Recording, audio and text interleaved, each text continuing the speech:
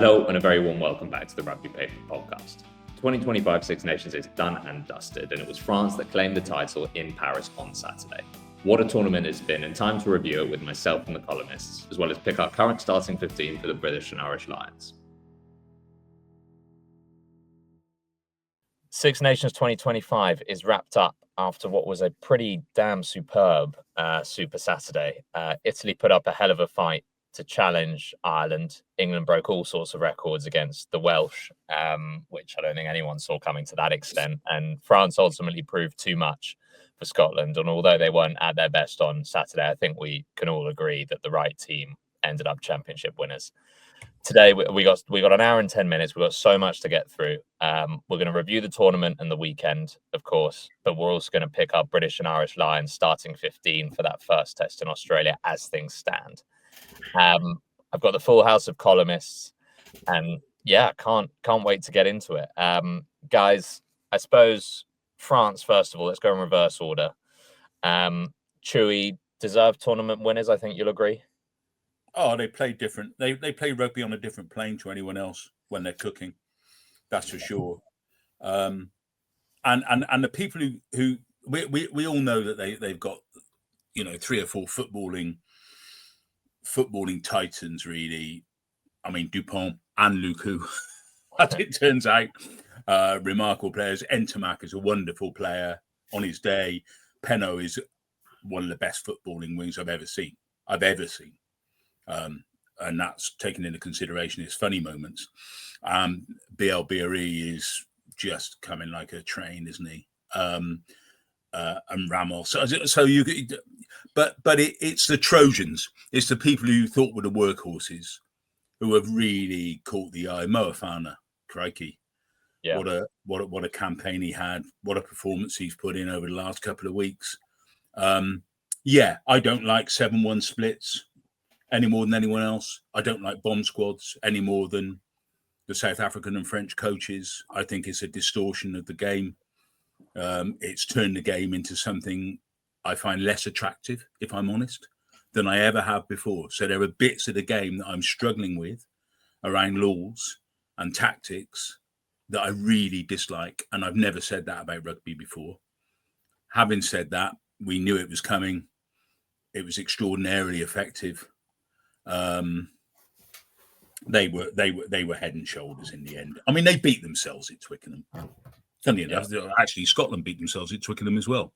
So the kerfuffle about the England performance, which I admired in many respects on Saturday, is against a non-existent opposition. So, England were a bit lucky to get away with what they did during the tournament, and the French game was ridiculous in terms of self damage by the French, but they were the best side for sure and well deserved. Yeah, I mean, Bren, you said it last week. This is the Grand Slam that got away, and if they had won the Grand Slam, people would probably say they turned up against England like they turned up against the Irish. People would be talking about this as one of the great Grand Slams. It would have been one of the great Grand Slams. I'm still mystified about that Twickenham match, and if I get 2 hours and I can find it online, I'm going to look at it again, because France was so much better than every other team in the tournament. Perhaps we've missed something in the England performance that day that was exceptional and stopped France playing. So I think we have to consider that possibility. But it's all rain, Brent. Well, that's why I wrote in the column. I thought the weather did for France, and the dark satanic meals, all that stuff, they didn't look right in the head. And that's the only explanation I can offer, because they're 20 points better than any team in Europe, and that's as well as England and Scotland have played against them this year. Well, look, I mean, I actually thought, I looked at the Scotland game again yesterday, and I'm not sure that they are ahead of everybody else. I'm not sure that they're absolute streets ahead. They certainly weren't streets ahead of Scotland for a long, long period in that game. It was a cruel scoreline for Scotland, in fairness. And so I'm not totally, they were at home. It was a big game. You thought that they looked as if they'd got a touch of the jitters, up to about the 55-minute mark, something like that. And then they took it away. And that's their ability. is that they're one of those teams, a little bit like the All Blacks at one stage. Is if you give them a sniff, they're going to punish you, and they punished everybody. But although they nearly got away with it against England as well, you know, they nearly came back. They were trumped. But that's they're a very good side, and they're going to be a better side, I think, as well, because you look at the gains that a guy like Budahent has made over the course of the Six Nations. I mean, anybody would want him. Yeah, he's a terrific player, and Jegu as well has shown the versatility that some of these back row forwards now have. I'm still not convinced about Ben Earl as a centre. I'll reserve judgment on that one. But, we'll get to that. We'll get to that. Yeah. I think Jegu actually. Look, it's on a couple of viewings, but he seems to have an extraordinary amount of potential. I mean, almost limitless scope. Because he's a footballer. He's obviously a footballer. He's not a jackling seven. He can jackal, but he's not a jackling seven. He's a genuine footballer. And if he grows to his full height, talent-wise, then I think we've got something to watch. Maybe, but he's not Olivier Magnier yet. No, but he could be. He could be. There's some stuff swimming around in the talent pool there, which look, it's the same with Wallace Satiti of the All Blacks, isn't it? You know, they look stunning players in the making, but the making is the difficult bit. We've all seen people who look extraordinarily gifted, and of course the second season syndrome will kick in once the opposition work out what these people can do, and it's how they respond to that. But on the face of it, there are some unbelievably exciting individual footballing rugby players emerging across the sort of union landscape, and he's one of them for sure. Yeah, and you mentioned Luku there, Ollie. I'm so pleased he's mystified me. You watch him at club level, and you think here is a really, really talented nine, and he hasn't produced it international. Now it must be difficult sitting on the bench to DuPont. I mean, that's not a job you wish on anybody. But he hasn't fronted up, and suddenly he did, and suddenly you saw the nine that bosses it for Begler Bordeaux, who are probably the second best, most attacking side in the world behind Toulouse. And it was really good to see. He is some talent. He must be some talent to keep out Le Garrec and Saran. And Couillou. And Couillou. Yeah. And about 20 others. And 20 others. Yeah. Their depth at 9 is obviously silly. Nick, you mentioned that France were only going to get better. I mean, it was very interesting sort of observing Ireland's. I think we'll agree they faded as the championship went on. France, I think, grew as the championship went on, even if they didn't fully click on Saturday. But obviously, Italy, they were imperious. Ireland, that 30, 40 minutes, they were stunning. Ireland's starting 15 at the weekend had 8 people aged over 30. Bundyaki obviously came off the bench. He's aged over 30 as well. You had Peter O'Mahony and Conor Murray retiring. France, they obviously have the age profile, to envy. The Elbieri is 22. So he could potentially play at 3 more World Cups. Jegu is also 22. Atisogbe is 20. They've got Le Garec, who's 21. They've got Deporter, who is Barret, the fullback. Barret is 22. Gailleton from Pau is 21. I mean, it's just insane. Although they aren't streets ahead yet, is there maybe not even a worry, because I don't think it's a bad thing, but there's an ominous worry for other World Rugby teams, certainly, that this is only just the start, really. No, the French, the French have got a sort of self-destruct button that we must never overlook. It could be around the next coach, the successors to Galtier. You just don't know. I think that all the players that were mentioned there are tremendous talent, and they do definitely have another generation coming through. And that's more than it appears that Ireland do at the moment, although I sort of think that Ireland may have sat on a few two players for too long. Yeah. and their under-20 side, although they did not have a good under-20 season this season, previously they've always been pretty competitive. So for the last 4 or 5 years, I mean. So they should have players coming through, perhaps more than we've seen.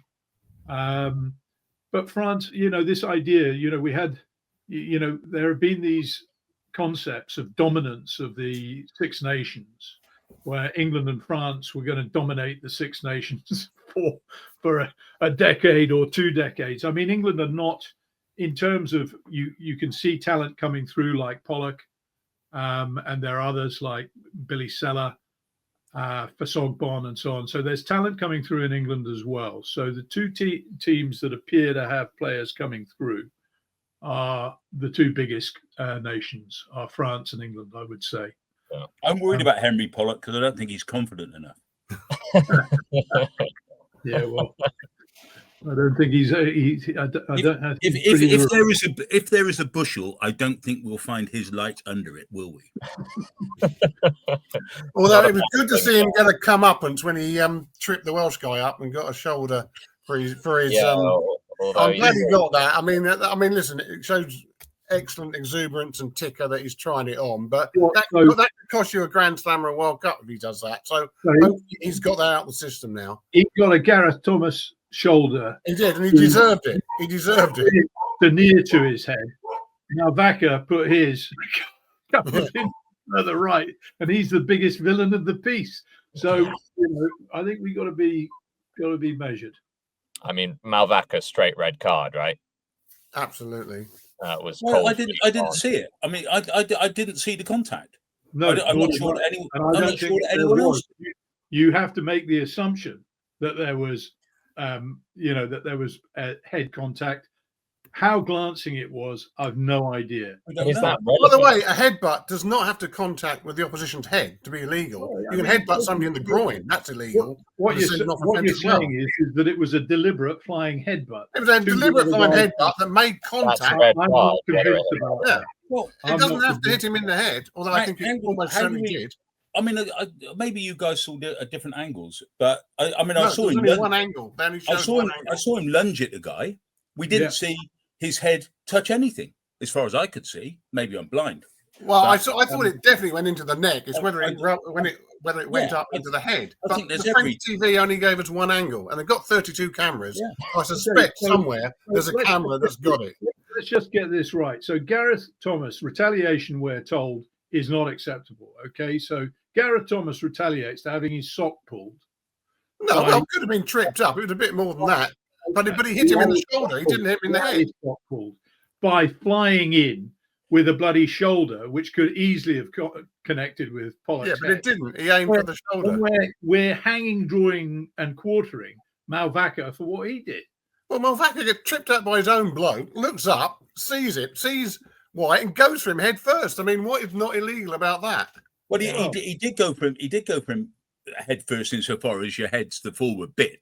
Well, he went meaning to cause damage. But we didn't. Nobody saw any contact, including the bloke in the bunker. Yeah. Well, except the referee started reffing it as if there was head contact. So he saw head contact, but then bottled it. He started reffing it as if there'd been significant impact to the head. That he started talking about it. But then his reasoning of there being a low degree of danger, which is exactly what he said, that's nonsense. Yeah. That applies when it's a tackle. When it's deliberately violent, malicious intent, it's a red card. This is a non-rugby incident. The whistle's gone. Exactly. This is an assault. Yeah. I still think. I mean, I don't particularly.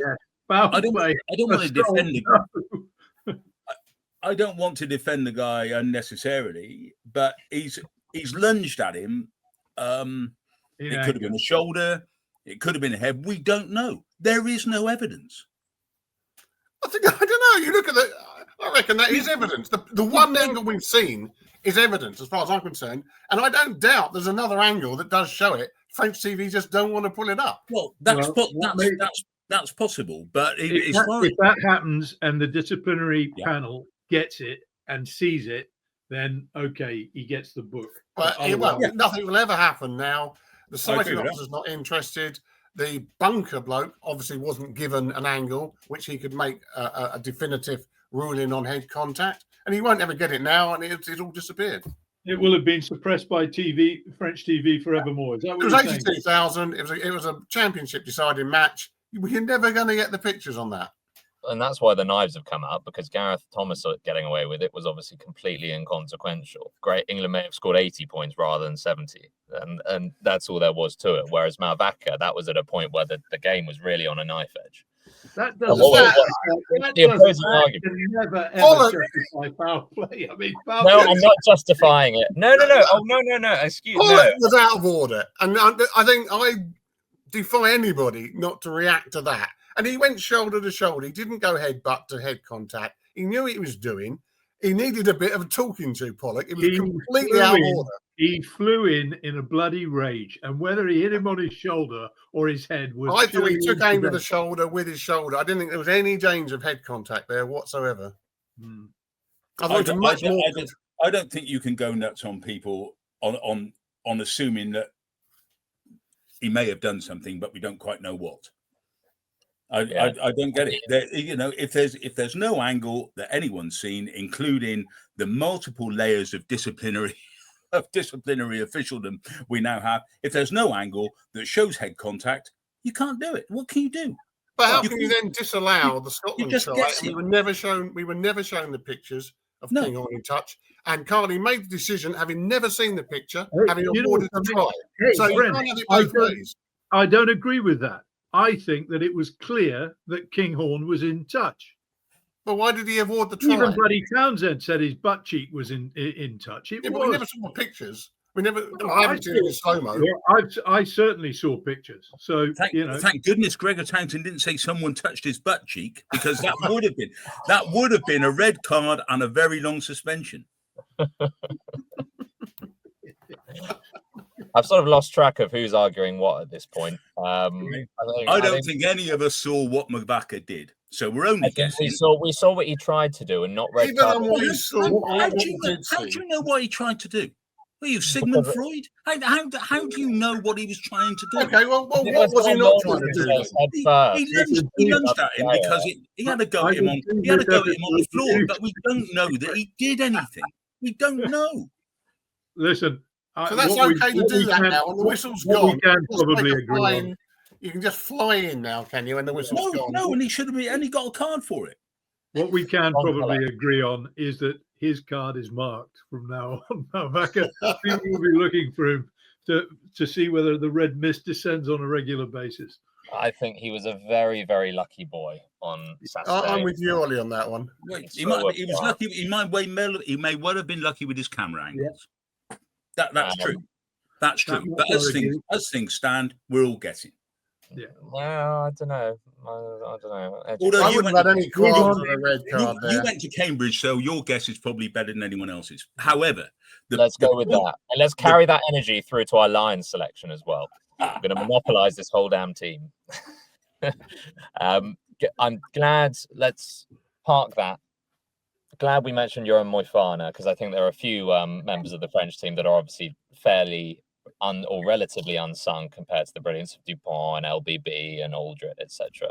Two more, Thibaut Flamand and Francois Cros, who are, I think, instrumental in. I mean, when Flamand came back, the France line out looked so much better. Their overall power game also looked better. I think he's added a carrying element to his game, even more so during his time off. These are guys who I just wanted to personally give a shout out because I think they've been superb all tournament. Yeah.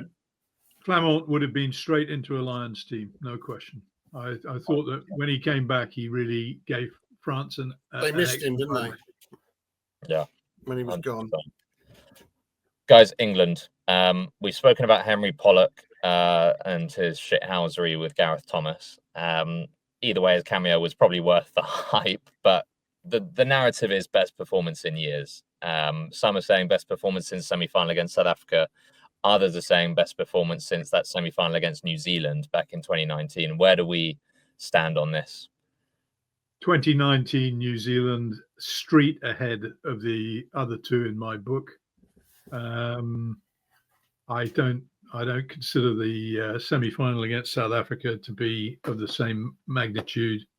It was a good performance, but they lost it, from about 60 minutes onwards. And I thought that the game against Wales was done by halfway through. And I don't think that Wales were of the caliber to really put England to the test. I thought that they played very well, given the boundaries that they faced, which weren't very many. When we did our thing last week, we just missed the team announcement, hadn't we? Now, when I saw that team come out an hour later, it was a shit or bust team. That was a very interesting selection. I thought England are either going to win this by 40 or they're going to cock up. As it happened, they won by 50, whatever it was, 56, 54. They played very well against a bloody average side. I mean, that's what they did. They were remorseless. We've wanted 80 minutes from England for a long time, and we definitely got 80 minutes from England. So there was a change of mindset. There were some very good selections that worked out. Henry came on, our friend, and blazed away with 2 tries. Looked to the man of born, but of course you would. He's playing in a team that is absolutely beasting the opposition. So what more can the slightly frustrating thing is that England have got that in them, and they so rarely produce it in the bigger games against the better opposition, and that's what they've got to start doing now, I think. What do you think? I mean, we were asked about a comparison with 2 other games. What do you think about the benchmark? Is absolutely with you. New Zealand semi-finals as good as I've seen England since the very, very best performances under Woodward. The South Africa match, brave, gutsy, did what they could, but it was a bit of a, limited performance. And South Africa weren't very good that day, in my opinion. So no, as an exhibition of attacking rugby, it was very, very good. But you always have to bear in mind what they were playing on the day. Well, exactly. There's been I think there's been a massive overreaction to this. They played very well. I thought the energy was really impressive. Really impressive. That was the thing that most struck me about England, who can look as though they're sort of thinking in a sea of cement at times. On this occasion, they were sharp, they were direct, they were huge. I mean, I thought Ellis Genge personified the whole thing. But that was shooting fish in a barrel on Saturday. Wales had down to 12th or whatever it is. They're below Georgia. Yeah. If England had put 60 odd points on Georgia, everyone would shrug their shoulders and say ho hum. Wales are terrible. They are absolutely, and I take no pleasure in it at all, because much as the rugby world couldn't afford or cannot afford a weak Australia, which they no longer have in the way that we feared a year or so ago, it can't really afford a weak Wales. There aren't enough good teams in the world as it is, and they are desperate. They are really poor. That is the worst Welsh side I have ever seen. Okay, I mean, and what's more, you knew it was going to be bad in advance. Okay, so they fronted up bravely in a couple of games after Gatland's departure, which can happen. That's fine, and they're not devoid of talent. But my son sent a picture of my 20-month-old grandson in an England shirt, ready for the game, and my grandson was bigger than most of the Welsh forwards. The whole thing is ridiculous. I mean, yes, England were, as Martin Johnson and Jono had it absolutely right afterwards. He said, you can only beat the people in front of you. You can only play the game that you're playing. However, he said, this does no good for English rugby. He said, I'd have far preferred Wales to be in the game after an hour and England find their way through in Cardiff with the atmosphere on their backs. And I can understand that. He wasn't suckered by it at all, and neither should he be. Neither should any of us be. Yeah, I mean, I thought that one of the things that did happen, again, the qualification is the Welsh defence, is that England's cohesion and fluidity, where both backs and forwards were combining, was far above anything that we've seen from them. And that, at least in terms of intent, was impressive, and in terms of execution, it was impressive too. So I think that it's both. It's that, you know, Wales are very weak at the moment and very lacking in confidence and belief, and I think that England took that game right from the get-go. Actually, if you go through the game, the first half was not absolutely overwhelming. You know, Wales were in it for parts, and, you know, but for a disallowed try, they might even have been level, I think. So and a contentious one too. So I sort of think that that England did very well, but the coda is that the opposition was, on the day, was far weaker than people expected. And it's interesting that the two previous games, Wales definitely gave two teams that have obviously given England a great deal of trouble. They gave them a game. They didn't really give England enough of a game. No, that was interesting. Maybe they'd left, you know, there wasn't anything left in the tank because it's a limited squad. I mean, the key with England always for me is if you get the Northampton Alex Mitchell. If you get the Northampton Alex Mitchell, he gives you the energy. He gives you the buzz and the ideas. If you start getting the box kicking, old style, England tamed Alex Mitchell, it starts getting a bit difficult. And, you know, we saw him in his pomp again on Saturday, and England immediately responded. So I don't know. You just got to get the right Alex Mitchell on the pitch.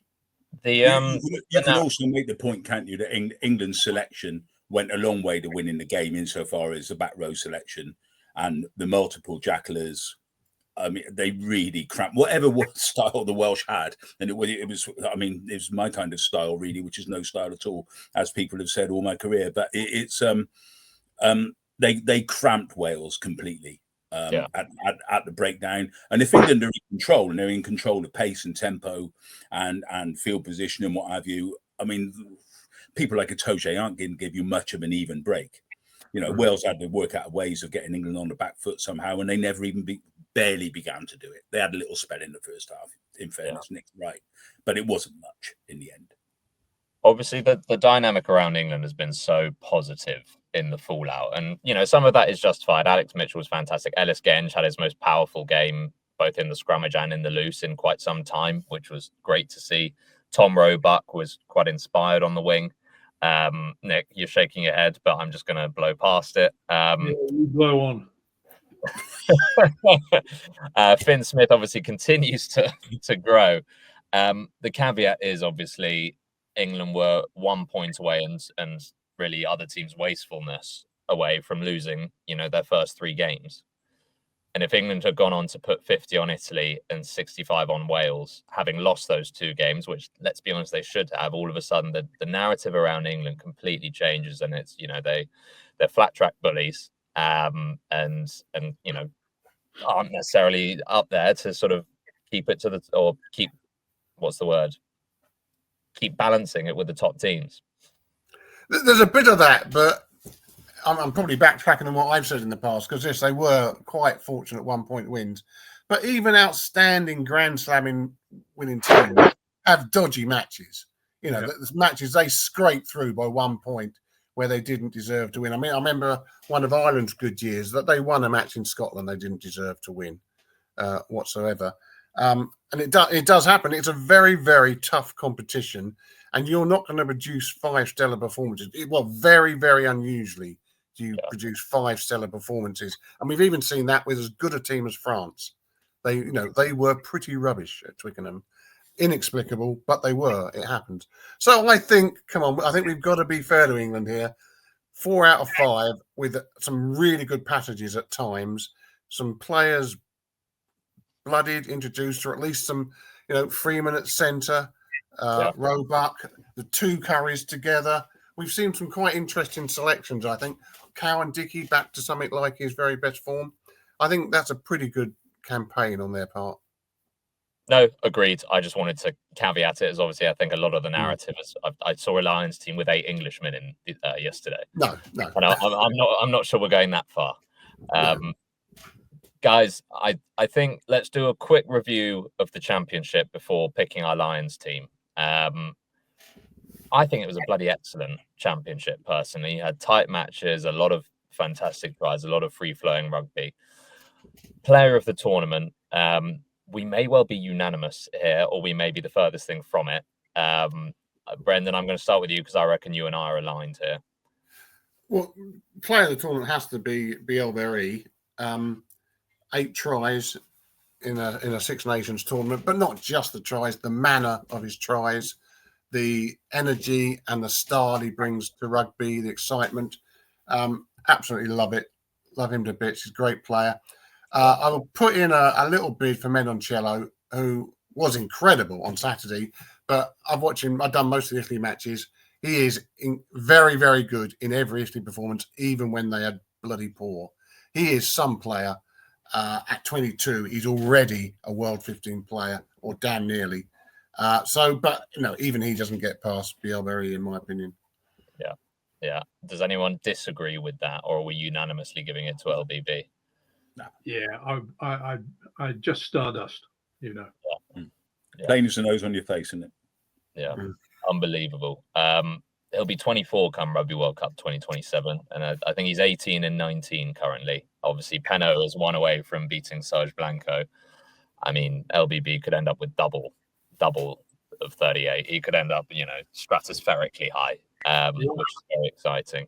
And it was Nick making the point last week, I think it was. It's good to see these smaller, diminutive, in a game of giants increasingly, and that's made worse by the 8-man replacement, the bench. And that's another argument altogether. But the small guy, the quick guy, the talented, mercurial bloke, they can still do it. They can still do it and have an incredible impact on the game. Yeah. To rehash an old joke, BL went one way, BRE went the other, and the opposition ended up tackling a hyphen. I look forward to reading that this week, Chris. It's too old for words. It's too old even for me, Brendan. Just on Menoncello, when I was on with Lewis Liner, which was obviously just me and him, he paid a great homage to what a freak that guy is, both on the pitch and in the gym as well. We've named 2 22-year-olds. So, they're going to be playing it in 20 more Six Nations between them. We can only hope. And there's Henry Pollock as well, who made a bit of an impact in 20 minutes. So it's a good tournament for the kids. 100%.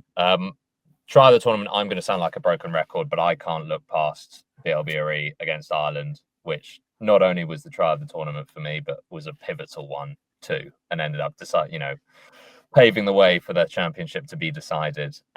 Echoes of Gareth Bale against Barcelona for those that follow non-egg ball. I think someone might mention an Italian try, and Brendan, I think it might be you. I'm gonna listen. That was an outstanding try. It was brilliant. The try that had me shouting at the TV was Ross Vincent against England. Yeah. That was an absolute thing of beauty. First of all, the Capuzzo work, the break, the beautiful turn and inside pass, the awareness, and then the rocket jet of Vincent taking off to the corner and outstripping every England back comfortably.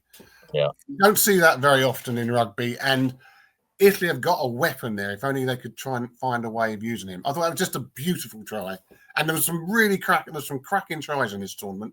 There's some really good tries, but those two, and I'm as Bielberry's going to win everything this year, I'm going to give it to Vincent. I don't disagree with either of them. They're both fantastic tries. 4 ice cool heads and absolute precision execution.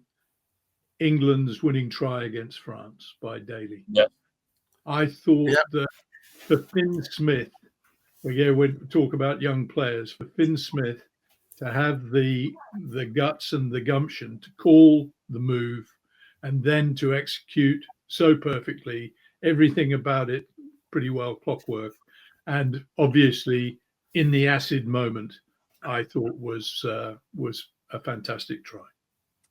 Yeah, a very fair shout. Chewy, anything different to add?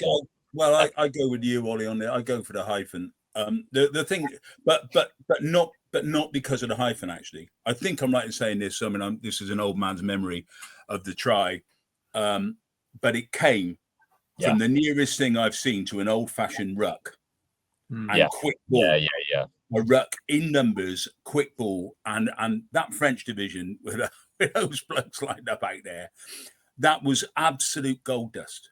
Yeah. And that, going back to the start of the conversation when I was talking about those bits of rugby that I don't like so much anymore because of the way the tactics and what have you and the laws have developed, that took me back to the days when I fell in love with the game and the ruck was in the game and it was numbers and they went past the ball on their feet quickly, snap, get it away, use your fast guys. That was just like a piece of nostalgia.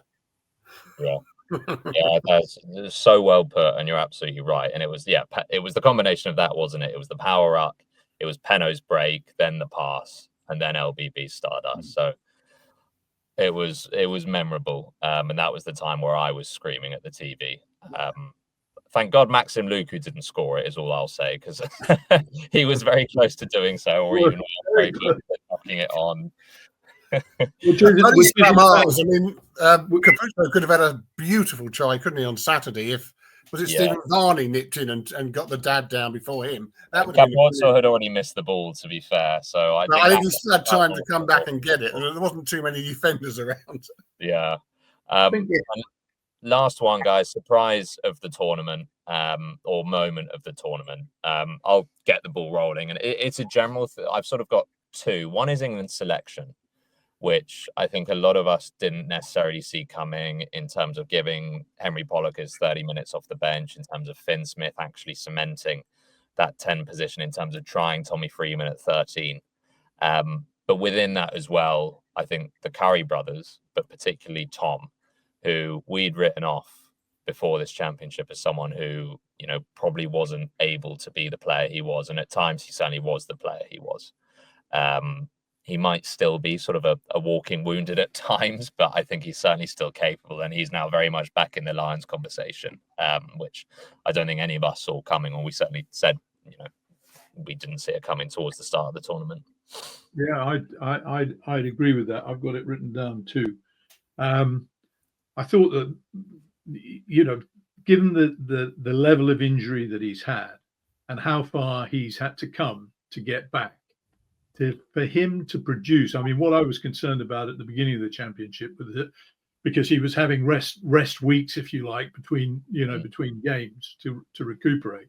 I just wondered whether the level of attrition was just going to be too great for him. But the performance, both he and his brother, the performance against Wales from both of them, but they also kept England ahead in games, in those tight games, in a way, with their work at the breakdown, or certainly Tom did before his brother got on towards the end of the tournament. And I think that it's a good shout. I'd dive in for a moment with a moment. And that would be the Will Stewart sidestep, and for all sorts of reasons. Number one, it wasn't just a prop doing a sidestep; it was a bloody good sidestep. I mean, it was a real, pretty good imitation of Gerald Davis. It was a real rock go. So that was superb, and that just sparked a chain of thought. It's almost a metaphor for England. England have got so much more in them. We've always said that in every respect. There's so much more if you can just free the mind a bit. And for whatever reason, I don't know Will Stewart, but I'm getting the impression he's a bit of a character. The players, when they talk about him, say he's a bit of a character. He seems quite an independent spirit. And I love that moment, and I wish England would produce a few more of them. Yeah. Well, Will Stewart did play fly half, so he should be able to make the odd step. It was a good step. It was a bloody good step. What intrigues me about this, we're going to come on to the Lions, but let's just get some perspective on this. Here we go. No. Hey. He's on a long road here. He's on a long road. Short run up.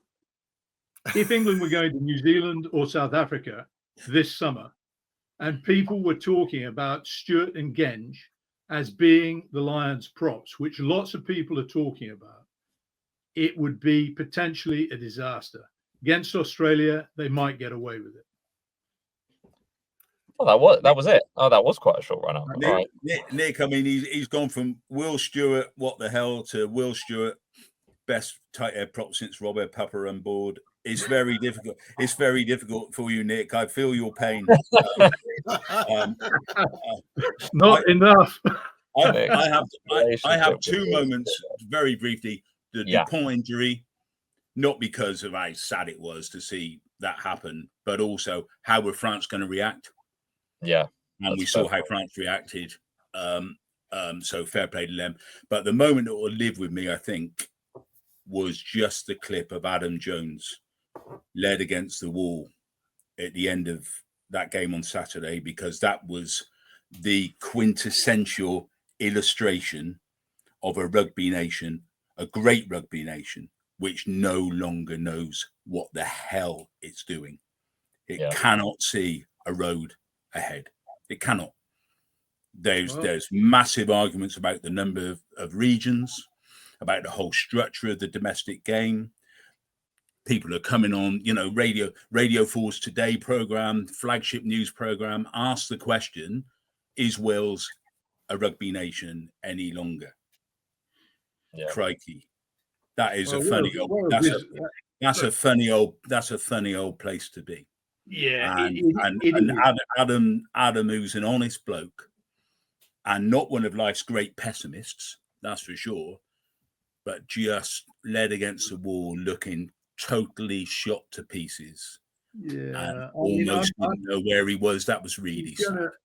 I'm gonna fire some reality into this. Look, they had a win on Friday night at under 20 level over a vaunted England under 20 side.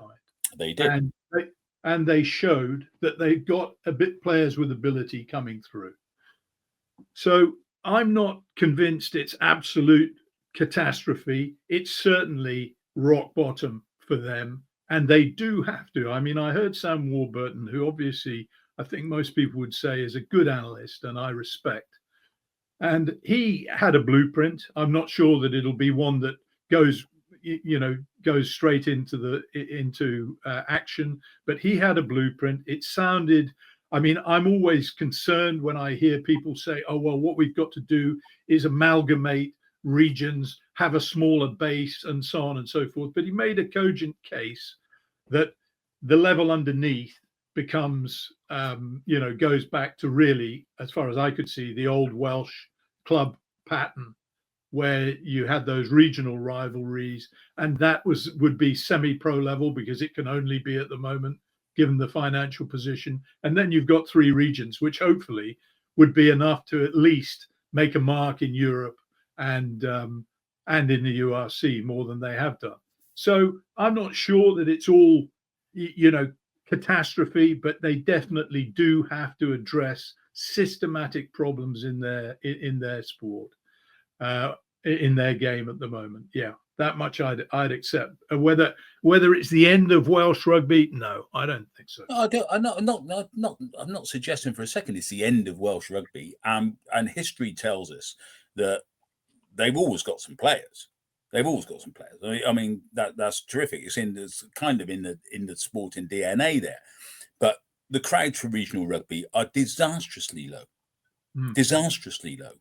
There's huge conflict between the various levels of the Welsh game as to what the optimum structure should be. So we're not even talking about the test team at the moment. Yes, the under-20s had a very good win.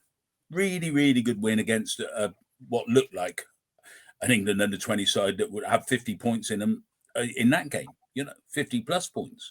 And it didn't happen. So fair play to them. I just think it's not the end. It's not the end of things in Wales, but my God, they're staring down the barrel at the moment. And the decisions they make around their game over the next 6 to 12 months are going to be very, very, very interesting and extremely important, because they've got to get this stuff. They've got to start to get this stuff right, because at the moment, I mean, they are less than a point ahead of Japan and Samoa. In the rankings. They could be 15th in the rankings in 3 months' time. Yeah. 15th. Yeah. Guys, no, you're absolutely right. I'm conscious of time, so I think we're going to have to sort of bid that conversation farewell and leave it for another day. I think the bottom line is, before we got onto the sort of stark image of Adam Jones, broadly, it's been a wonderful tournament and one that I'm sad to sort of say goodbye to. Predictions League, I'm sure we're all, gagging to find out what happened there. Alex Cuthbert predicted a Welsh win, which aged poorly, to say the least. So he's in last place on 76 points. I'm on 84 in second to last place, simply to prove that I don't fix the results. Chewy's on 86, Brendan's on 85. Nick, you are the first two-time winner, your joint winner with Richard from the Rugby Analyst, after another great performance at the weekend with 3 correct results. So congratulations. I'm this close to docking you a point, just for general disgust at my musings about England props. I'm sure Will Stewart would agree, but I'm not going to. I think he's done bloody well this season. I do. I'd give him credit, but I'm not convinced that he's suddenly gone, as Chris said, to being England's answer to Paparan Board. But there we go. Well, let's kick off the Lions discussion. We'll go unit by unit, just because I don't think we have time to go position by position. I think we're probably all in agreement that Dan Sheehan is the incumbent at hooker. He's one of only 2 nailed-on people, in my opinion. Who's the other? Marrow. Okay. I think you can make a case for all other 13 positions are not yet decided, but I think hooker and second row and captain are decided. Does anyone? Well, we'll get to the captaincy debate. I'm going to note this down on my phone. We'll put Sheehan at 2. Guys, who are our props? Nick, go. I have got Porter and Furlong. Sticking with all Irish. So that hasn't changed from this time last year. Furlong lacking fitness, obviously potential. We don't know if he's lacking form. Listen, we're going to find out. That Leinster have got to play in the European Cup latter round, so we'll see whether Furlong. Look, Furlong is the incumbent Lions prop. It's 4 years ago. Furlong has been the best tight head probably over the last 3 years. He hasn't had the opportunity to play this time around. Actually, he faded a bit last season as well, but he hasn't had the opportunity to put his case this time around. I'd take him if he does get fit and remain and get up ahead of steam, which he should do before the Lions tour. He would be my tight head. I've got Xander Fagerson, which someone else may have, but obviously we're going to put this to democracy. I think he had the 3rd most carries in the entire Six Nations. I thought he had an extraordinary game on Saturday. Yeah, I thought he was absolutely superb on Saturday. He played well, and he disappeared against England. So and he didn't go too well against Ireland either. So I don't know. I think that he, at his best, he could certainly challenge Furlong for that, and I wouldn't sort of pour cold water on his chances. I think those 2 and Stewart go anyway. Yeah, they'll take 3 tight heads. So I have Porter, Sheehan, and Fagerson in my. And I'd agree with Stewart going, given the gains that he's made over the course of this season, which are incremental. Big increments. Brendan, who have you got? I've got the Ireland front row. There's a few caveats. I don't think Porter's quite the force he was. He has good moments, but he'll get the nod, I'm sure.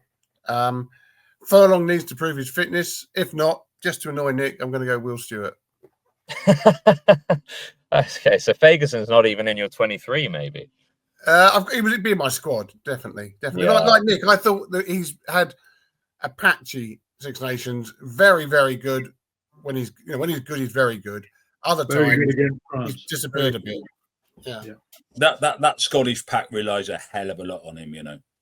He carries a heavy old load for Scotland, because whatever else they got in the front row, they're not heavyweight set piece operators. For Fagerson to carry the load and then carry the amount of ball he does is pretty good. If you get the best out of him, I think he's the best around at the moment. I think Furlong's over the hill, personally. Ollie's had enough of props. I always have. But look, I think we need to obviously make a decision. Chewy and I are going Ferguson. Brendan's kind of half between Stewart and Furlong. Nick Furlong. I think given the all-Irish piece elsewhere, let's go Ferguson.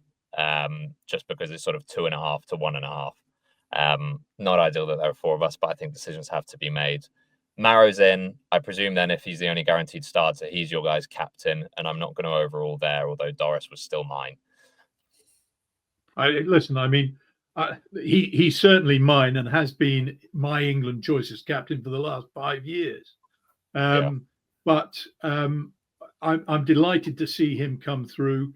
He's come through like a bloody storm in the Six Nations as a leader.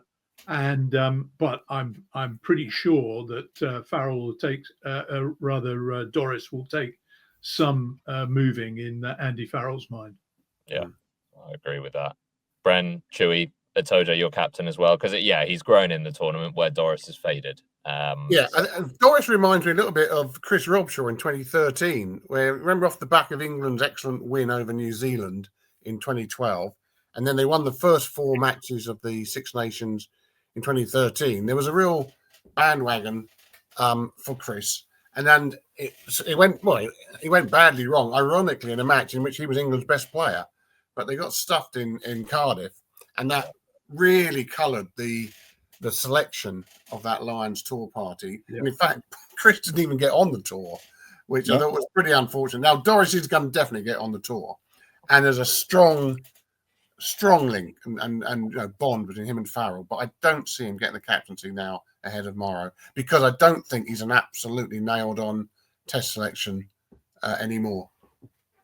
So look, let's go with Atoja as captain, because I think that's all our votes. Chewy, who's your other second rower? Byrne, I think. I think I agree. Still. Mine is McCarthy. Really? Yeah. Interesting. Brendan? I don't know if I've been watching the right tournament. Except for a quiet match against Ireland, I think Grant Gilchrist has had a really good. I think, and he's a tractor. And if you've got Morrow at 4, I quite want the other second row to be a scrummager and a more solid guy. So I'm obviously not going to get the vote here, but I'm going to go with him because I want Tad Byrne probably at 6. Well, if he gets in the team, he gets in at 6 for me. Although I'm going to make that one up when we get to the back row. Okay. I've gone Byrne as well. Strong tournament. I think obviously the knives came out after Dupont got injured, but he was certainly one of Ireland's more consistent performers still. Probably go with him on that basis, given that Chewy and I are sort of, and Brendan, you've got him in your starting team as well. Well, actually, not quite. No, well, it's about to get complicated because this is the area with most competition, and we're about to put some hearts listening at home, no matter who we say. I mean, the names in contention go on: Doris, Morgan, Earl, both Curry brothers, Van der Fleer, Andy Christie if he gets back to form, Rory Dard, Morgan, Jack Willis, Toby Faletau. You know, there are lots of names in the touring party discussion. I've still gone Doris at 8, and I think my flankers I'm sort of struggling a little bit more to nail down, but I'm happy if someone has strong convictions to take the lead. Well, I've got a strong conviction about blindside. It would be Jack Willis for me. I just think that what I've seen of him playing for Toulouse, he's taken his game to another level. It's incredibly unfortunate that he cannot play for England when the Premiership keeps on pulling foreign overseas players into the Premiership at a rate of knots. And a bloke who is an outstanding flanker playing in France cannot play for his country. But he's not available for the start of the tour, though. I mean, assuming Toulouse get to the back end of the. I mean, it's not as bad as I thought. The French final, which Toulouse may well be in, is the day the Lions play Western Force. Yeah. The semi-final is the day they play Argentina. So he misses all the prep. He would have possibly, given a week to fly out, he'd have 2 matches before the test. He'd have the Anzac match and he'd have New South Wales. Now, is 2 matches enough to get ready for the first test. I think in the modern world, I think it probably is, but it's a push. Yeah. It's a push. Anyway, listen, on what I've seen, and they need somebody to be able to combat McWright as a breakdown filcher. And I think Jack Willis is probably the best man that they've got. And a combination of him and Tom Curry on the flank should ensure that in terms of breakdown ball, they get more than their fair share. I would still go for Doris at 8, but, whether Faletau manages to, make a Lazarus-like leap into another Lions side, it's not beyond him. He hasn't got a hell of a lot of miles on the clock. Yeah. I'm with Nick basically on that, but if there is a problem with Willis, and the other thing about Willis, by the way, is that having watched a lot of Toulouse, they use him a lot as a line-out operator now at the back, which I like to see in a 6. You want that third option if your 2 locks are getting neutered or a hard time. So I like that. But if they can't select him, that's where I'd bring Byrne back to 6, and you give you the line out option as well. And he's pretty good on the floor, and then have another second row. But my first choice would be Jack Willis, and then Doris, and then Tom Curry with either Ben Curry or Jack Morgan on the bench. Do you think you take both Currys, given how similar their skill set is, and there are only 37 names and obviously potentially 6 or 7 back rowers? You're obviously taking 2 very, very similar types of players. I would take Ben Curry over Tom. I know the international pedigree and experience isn't necessarily there. I think Ben's got 11 caps. Ben, for me, as good as Tom was, outshone Tom during the tournament, and has done so for Sale, and obviously is in better or more durable condition physically, and isn't limping to training on the Monday every weekend after a game. I'm taking both. Slightly different players, I'd say. I don't think. I mean, you look at Tom Curry. Tom Curry is a very powerful man. He's not the biggest, but he's extremely physically strong. I think his brothers definitely put more of that muscle power on, but I don't think he's quite in the same as his brother. When it comes to that, he's quicker, and he's got very, very good hands. And I agree, he's had a very good tournament. And I certainly wouldn't try and do anything to discourage him being in the mix. Is Ben Earl in the discussion, guys? None of us have mentioned him yet. Yeah, I think he's in the discussion for sure. I mean, I think it's really hard on Tom Curry to say his brother had a better tournament than him. Crikey. I mean, to be honest, I thought Tom would struggle to get back to what he was. I thought he had a sensational tournament. Absolutely magnificent. He played about 10 times as much as Ben as well. That's also true. I mean, I thought he was absolutely remarkable. And here's a bloke who's playing virtually 80 minutes now. So yes, he's got his injury issues, but they're not saying, "Oh, just go out and give us 50 minutes, Tom, and we'll see if we can get you out there again next week." They're asking him to play the whole thing. So I mean, he's my 6.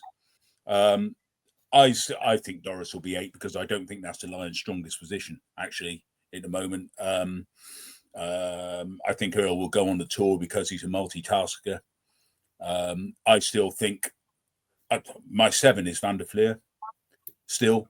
Interesting. Because I think, look, he's not the stellar player he was when he won World Player of the Year, and he did have a big dip in form. But I think he's back up there. I think he gives you a different dimension in terms of style. He's more of a footballing 7. I think you might want that against the Australians, depending on what kind of game the Lions are going to play, whether they're going to try and just bully the Australians, whether they're going to do something a bit more imaginative. Who knows? But I think he's a quality player, Van der Fleer. And so my back row is Curry, Van der Fleer and Doris. But talking about people who looked as though they were down and out and have come back in a storm, and he won't go, and I can see why he won't go. But Jamie Ritchie, the last 2 games, absolutely magnificent. And I'm really pleased for the guy because he had a rough spell, a really rough spell for him. He had the captaincy taken away from him. He couldn't get inside. He looked. two players in their dependence on Ferguson, I'd say absolutely Richie equally. For them, so important in their last couple of games. Just massive willingness and sort of hunger for the scrap. I very good line last couple of games. Yeah. Brilliant. And then Jack Morgan equally for Wales, and how difficult to play like he does in that team every week. I mean, he must. You would think your heart says, please take him on the tour. He deserves to go on the tour. And then once you get on the tour, who knows if he's not in my first choice, he might not even be in the 23, but he deserves to be on the tour. Yeah. It's a difficulty now with a relatively short tour, isn't it? You don't get all that build up. You don't get the team building and what have you, which both argues in favour of Jack Willis and against Jack Willis. If you're still trying to pretend that you're going to build a side over the early part of the tour and see who's good and who fits with whom, etc., then Jack Willis can't do that because he's going to miss the first chunk of it if he goes. But having said that, if that is only a pretense and actually decide to pretty much pick well in advance, which may well be the case, then you might want to drop Willis in as it's like cricket now. Surely these guys, you just drop them in. Different format, different continent. You just drop them in. I think rugby's become like that now. Perfectly possible. Yeah. Anyway, there we go. Let's go with, I've been doing the maths. Majority suggests Willis, Tom Curry, and Caelan Doris, which I don't think any of us have too many objections to, with the caveat that Willis may obviously struggle timeline-wise. But we're going to play this ideal world-wise, and we're imagining that everyone who can realistically be fit, and this is important when it gets to the back line, so I'm thinking the Faye Wabosos and Tua Pilotus of the world can be fit. Obviously, Ollie Lawrence very sadly not. Scrum half, I think we can coast through. I think Gibson Park is still the man with... No. Okay, never mind. I think he's off the boil. And has been a little... No, we're talking comparatively here. And that's why Ireland have been struggling a bit. He makes that team, and he's at 95% or 90%, not 100%. And it's shown. I think the informed scrum half coming through is Alex Mitchell. Now, I don't doubt for 1 minute that Gibson Park will get the selection from Andy Farrell, but I actually would go for Alex Mitchell at the moment. Tell you what, I'm intrigued by it because I've been looking at Ben White quite closely, and I think that he's come through like a bloody steam train in this Six Nations. I think he was fantastic against France. He was, and especially after Mauvaka knocked some sense into him. Yeah, and the speed of Scotland's ruck ball at times in the France game was a world apart from everybody else's. You're talking about just over 2 seconds, something like that. So, I think White's very tidy. He's a gritty guy, but he covers the ground incredibly well.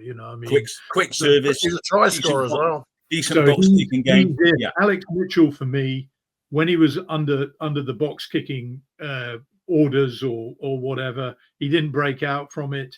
I don't know. I agree. He's good at the high tempo game when you get a game like the game against Wales. But he's got, I would say I'd put White just ahead of him at the moment. And I think Gibson Park has got, he's got money in the bank in terms of being able to produce those sorts of level. I think his game intelligence is very highly developed, Gibson Park. So he's going to ask you questions, even if he's a little bit off his game. It's weird, isn't it? Of the 4 first choice scrum halves in the home nations, the bloke who I wouldn't take on tour if we're going to take 3 scrum halves is Thomas Williams, which is hard on him. And he would have been a shoe-in at the start, partly because he was playing really well, and partly because he was a Welshman somewhere, and he was going to be it or one of those. Those 3 give the Lions a very, very, that would be incredibly competitive for the test berth out of those 3. Yeah. I agree with you about White. I think he's the dark horse, if you like. On form at the moment, if you were picking it at the moment, he'd be in the squad for sure. I agree. I think those are the 4 you're picking from, and I think Williams doesn't go on the basis that the Six Nations was an audition. And he stood out the least in a team that was admittedly quite hard to stand out in. Yeah. Conscious of time, fly half. Now this is where it gets very very interesting. I knew someone would pick Finn Smith. I knew someone would pick Brendan. No one's picking Brendan. Christ. I've started Russell, which I figured would go down unpopularly with you guys. Chewy and Nick, which Finn are you going with? I'd go with Russell. He's just got, he's got the pedigree. I think that he made a hell of a difference when he came back on the last Lions tour, when he came into the side after they lost their way in the first two tests. He was picked up in the France game for one of his sort of lapses of concentration, which I think ended in an intercept try. But overall, I think he's sparked a very, very good Scottish backline. He's absolutely intrinsic to what they've done during the tournament, and they were, for me, in terms of a classical backline play, they were the best backline in the tournament. For sure. And I can see that Finn Smith gets the gig because Andy Farrell's all about structures, as we know, and Finn Russell is precisely the kind of individual who will drive Andy Farrell up the wall. He will do things possibly off the field, but he certainly do them on the field, which Andy Farrell will say, well, that's not what I asked you to do. He's not a player as you see. He's not a Brian Ashton type, Andy. Really, he's not a player as you see it, lads. I'm not here to play the game for you. There'll be a sheaf of notes, and that's not to say Finn Smith isn't good at off the cuff stuff. I think he's a very good player. I've got no problem with Finn Smith playing, but I think Russell. I would when he gets rubbish fill or going backwards. Yeah, but you also need a goal kicker. You need a 90%, 89% goal kicker. Not Finn Russell kicking to win you the series worries me a bit. That worries me as well. He's not Ramos, that's for sure. No. Took the French point scoring record. Yeah. So Finn Smith for me scores there as well at the moment. Yeah, my fullback not a goal kicker either. It's a far tighter call than it was at the start of the tournament. 100%. I mean, I think it's way for thin. Goal kicking, and Brent, the goal kicking thing is very, very significant. Yeah. And Russell, for the remainder of this season, Russell will have to hit the target with pressure kicks in whatever competitions Bath end up at the back, at the front end of. Yeah. I mean, the last Lions tour to Australia showed that. I think Halfpenny kicked 23 out of 23. Yeah. Something absolutely ludicrous. It's not something that the Lions can afford to be without. I'm not sure he quite did that because he missed the kick to win it in the second test. I got a feeling. Oh, that's a fair point. All right, 23 out of 24. Yeah. One extra. He was still the player of the series. He was, yeah. Anyway, that's a fair point. I think we got to go with Russell on balance. However, I think we're in agreement. Chewy put it perfectly. It's an open debate for the moment, and much more so. We maybe thought an Irish 10, Prendergast, would emerge as a front runner. I don't think he's done that ultimately, and there would be a question mark goal kicking wise there anyway. Let's put Russell, but open season on the 10 shirt, and that the next few months will be pivotal. Midfield, does anyone not have Hugh Jones as their starting 13? No, actually, he's the third guy who was the nailed on. Sorry, I said 2. Right. Hugh Jones was nailed on as well. I didn't think of that either. 12 is a little bit more difficult. I was surprised to not see Bundy starting on Saturday. He's probably been the former Irish centre. England have lost Ollie Lawrence. He'd be in the discussion. For me, should Sione Tuipulotu return to form and fitness, you pick him. Yeah, you could. I want to put in a bolter, though. I think this lad, Tom Jordan, is a bit special. I think they've lost very little with him, and he actually is an improving player, very sparky, works well with Hugh Jones. I have no problem with Tom Jordan at centre if Tuipulotu doesn't come back fit. I think it's one of the two Scots, for sure. In fact, if Tuipulotu is fit, I think they both go. As in Jordan. I think Jordan goes anyway because he can play fullback, fly Yeah, half. because Tuapoloto is only one name. I don't know whether you. Sorry. It's,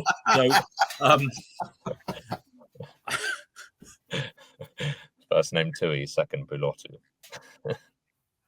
Guys, let's. I suppose Ollie Lawrence is out. Ringrose and Henshaw didn't step up. Tom Jordan's the bolter. Hugh Jones is the starter. Let's put Tuapolotu in, I reckon. Especially as the English guy who might go there, I want on the wing.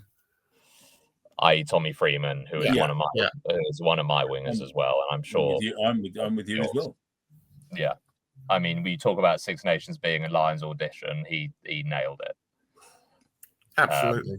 And you really do want good in Australia in particular. You want people who are good in the aerial game. Yeah, without a doubt. And yeah, he's pretty good. So Freeman, without a doubt, and he gives you now that option of somebody who can come into the midfield at any time and make a difference. So or even fullback if he has to.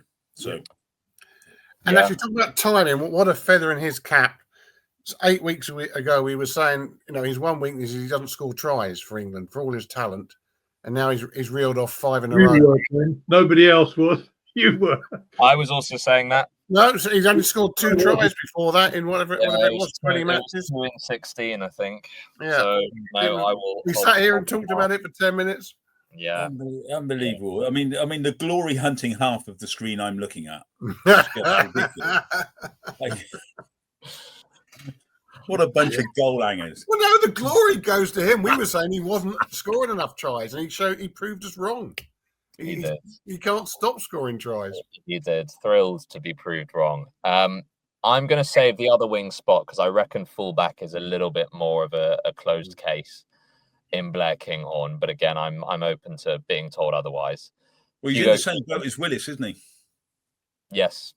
But I think even more so, you make exception. Yeah. Well, he's in my starting side, all things being equal. Yeah, totally. Quite shoulders above his competitors. Again, I think that Andy Farrell will probably want Keenan there, but I think Keenan. I don't think Keenan's played badly in the Six Nations, but I don't think he's the player he was 2 seasons ago. No, he's definitely not having the same impact in attack. So Kinghorn would be mine. Yeah, completely agree. The last wing spot, I suspect, will have a few different names here. I think in contention, James Lowe, Duhan van der Merwe, Darcy Graham, and Emmanuel Faye-Waboso, should he return to form and fitness. Have I missed any names on that list? Who did you say again?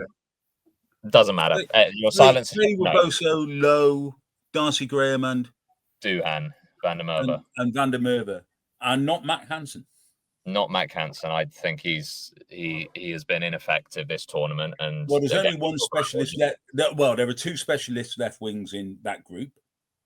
Yeah, and I think you're picking one of them.